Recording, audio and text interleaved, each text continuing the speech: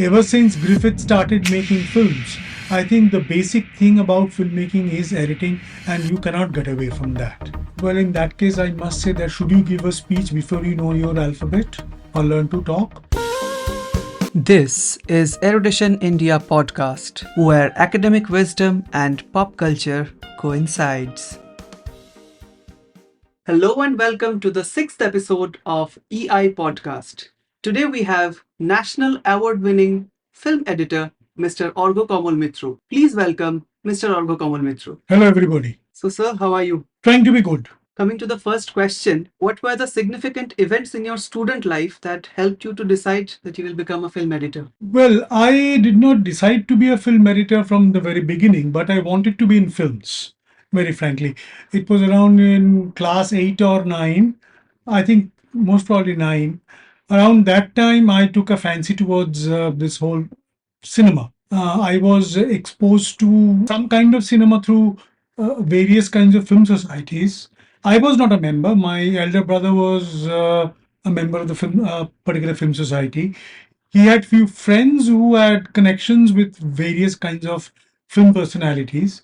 So he would kind of tell me stories about different kinds of films, and I would read about films, especially books on Satyajit Ray, books by Satyajit Ray.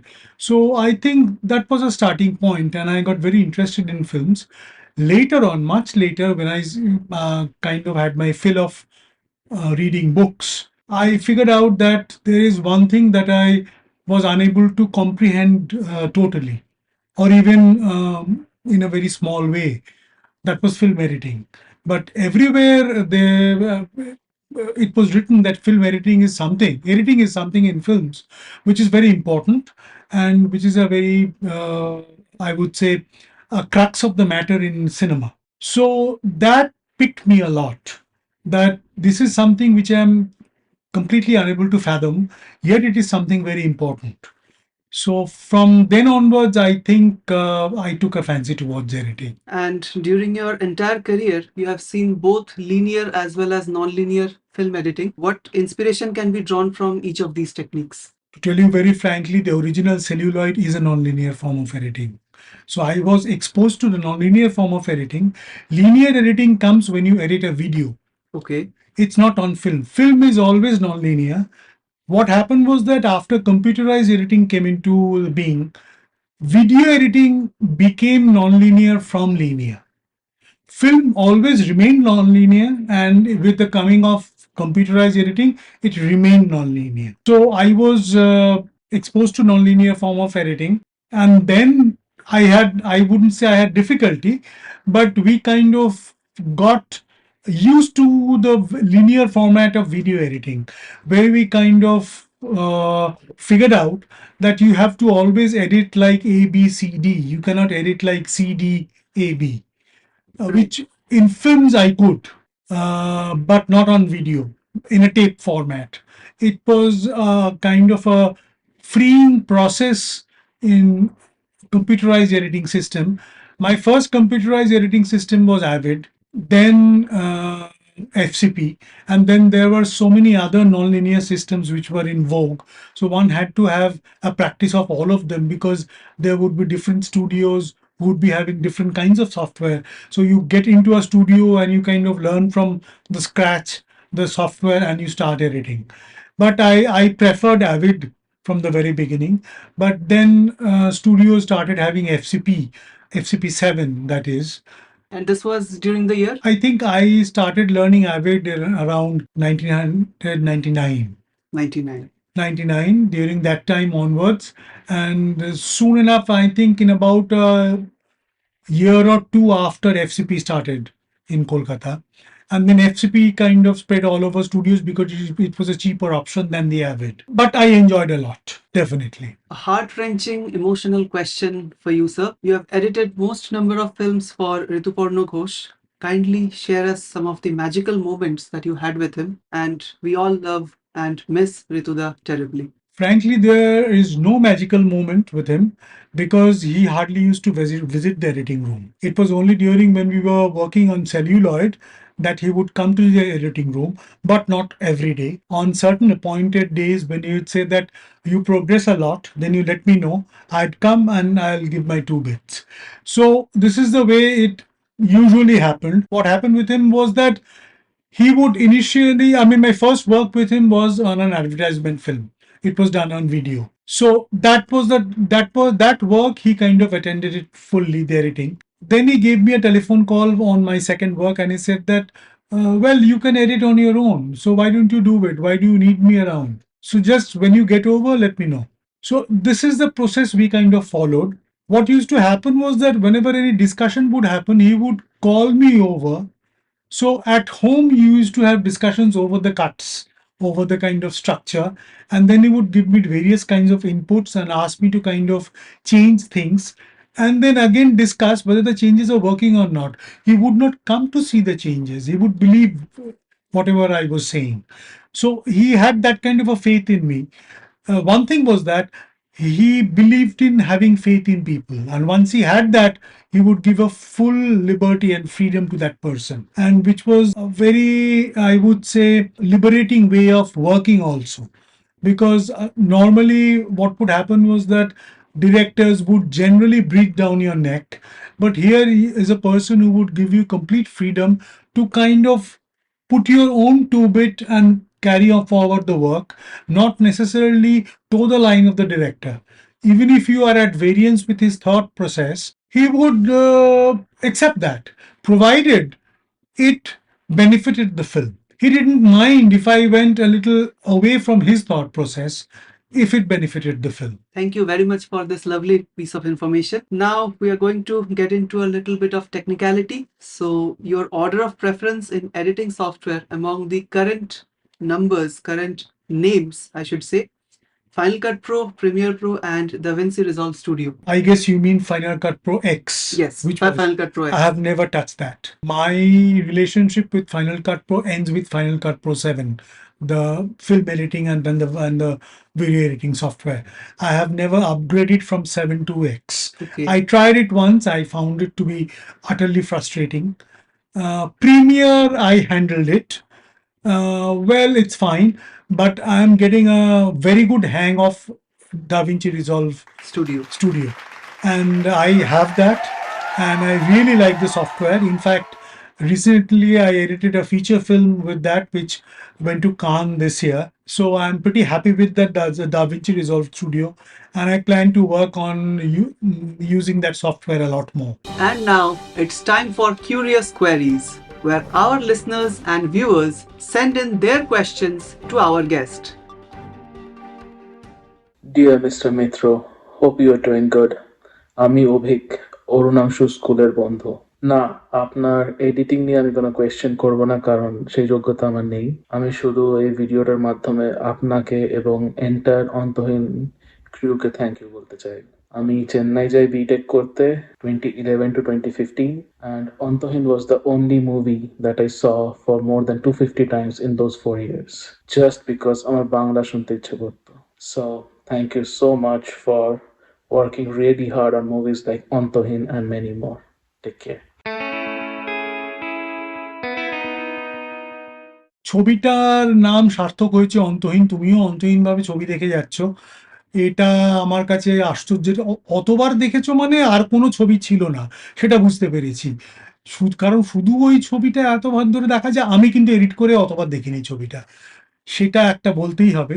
সুতরাং অন্তহীন আমার খুবই প্রিয় ছবি, কারণ ছবিতে আমার মনে হয় শান্তনুর করা খুব ভালো গান আছে। কারণ এই গানগুলো এত সুন্দর, আমার মনে হয় না শান্তনু আর কোনো ছবিতে এতগুলো পরপর ভালো ভালো গান এরকমভাবে করতে পেরেছে। শান্তনু করা ভালো গান নিশ্চয়ই আছে, কিন্তু এক ঝাঁক গান এত সুন্দরভাবে একটা ছবিতে আমার মনে হয় না আর কখনো করতে পেরেছে। তবে ধন্যবাদ, তুমি এরকমভাবে ছবিটা দেখেছো। তোমার কি ভালো লেগেছে ছবিটা সম্পর্কে সেটা যদি জানতে পারতাম, তাহলে আমার মনে হয় আমি বেশি আরো উপকৃত হতাম।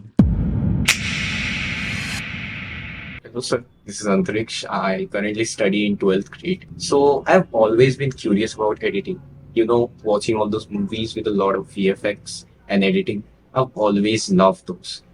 I recently touched on it a little bit. I also want to make a career on video editing as well.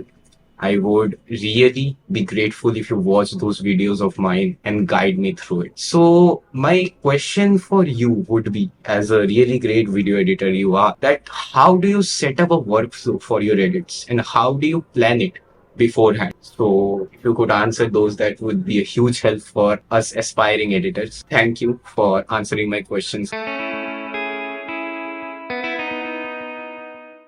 So one thing is that I read the script very strongly, and I believe in kind of getting involved in a project from the script stage, where the script is written and it's kind of bounced off me, and I give my inputs.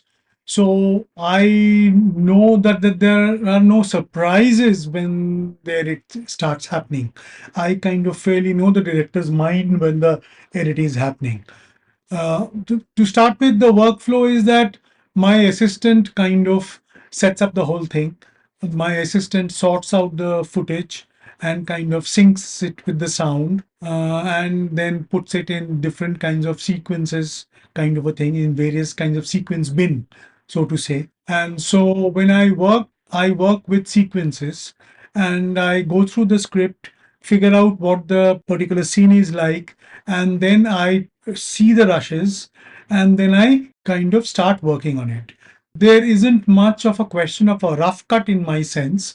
I kind of try and do a final cut from the beginning, but definitely I do kind of affect the changes later on, because once having done the cut, there are always scope of changes happening, and I do make those changes once before the dubbing happens, and then again after the dubbing happens. So after the dub, I also kind of re-edit my work, and this is the way I kind of carry on with my work. The year was 2012. I did not know who this man was.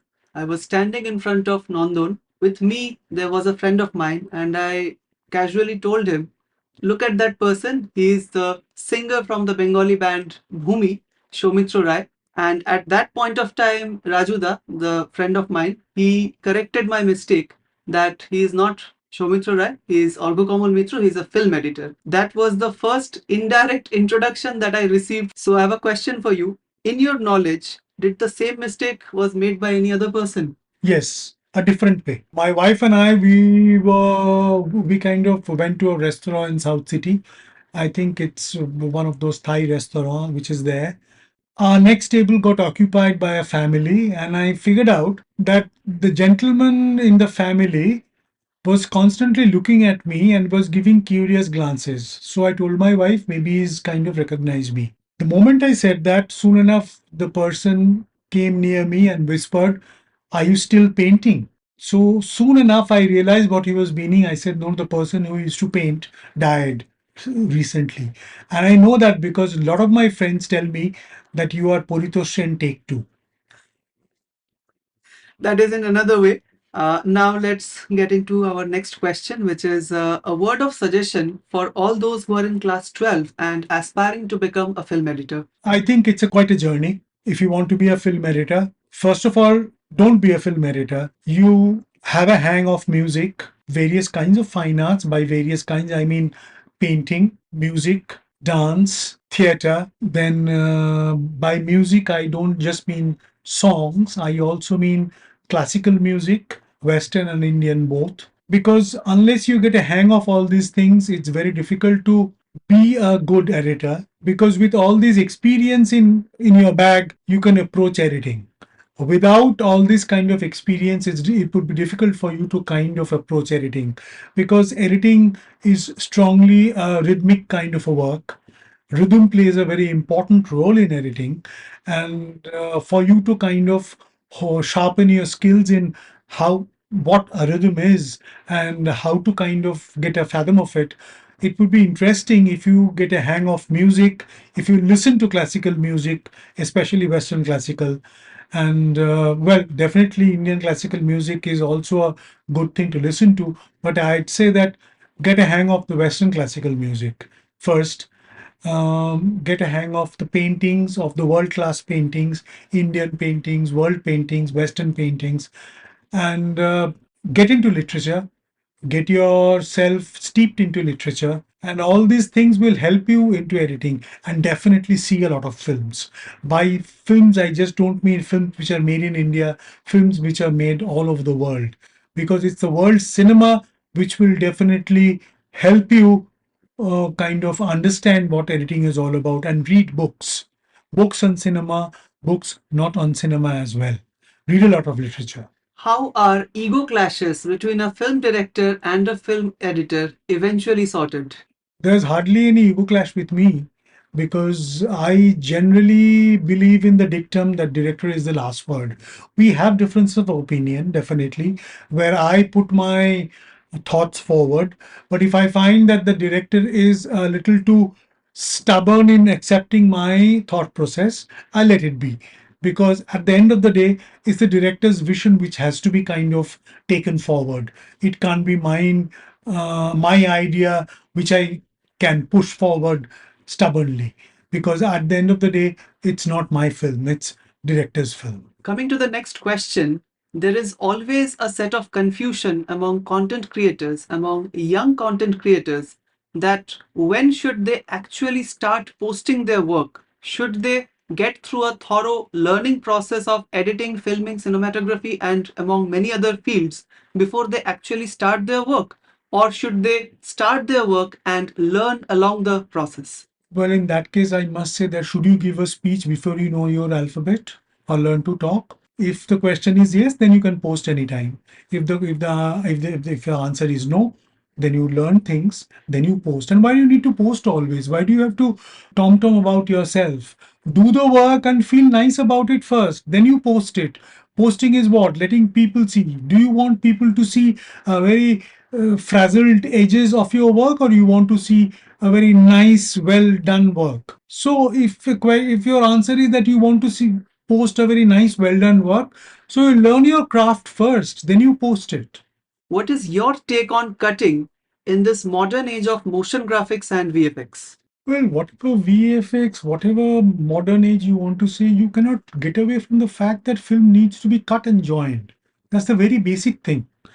Even for the VFX to take shape, it's in the editing table, or maybe much before that. One has to devise the whole thing or lay out a plan so that a proper VFX can be done. Unless the shots are properly arranged, you cannot do the VFX from the scratch like that, because then you have to have enormous amount of unnecessary footage on which you are working on VFX. It's only when you have cut and joined the films you know exactly how many frames of VFX you are going to need. VFX is here to stay, and there is no two ways about it. But one thing is basic, is that you cannot get away from cutting and joining. That is the basic thing about a filmmaking. Ever since Griffith started making films, I think the basic thing about filmmaking is editing, and you cannot get away from that. Is artificial intelligence a threat to the creative persona of a film editor, or is it just the beginning of a new magic? I think it's a beginning of a new magic, and it will be nice if people got a hang up of artificial intelligence and used them properly to their own advantage, rather than feeling that artificial intelligence is a kind of an enemy or a threat. It's like, I mean, when computers came, people thought that typing has gone. No, typing hasn't gone. Typing is here to stay, and it's only that you don't need a typewriter. You have a computer to do things for you, and computer can do a whole lot of more things which your typewriter can't. I think artificial intelligence is like that. It's better to make friends with artificial intelligence and kind of work around it.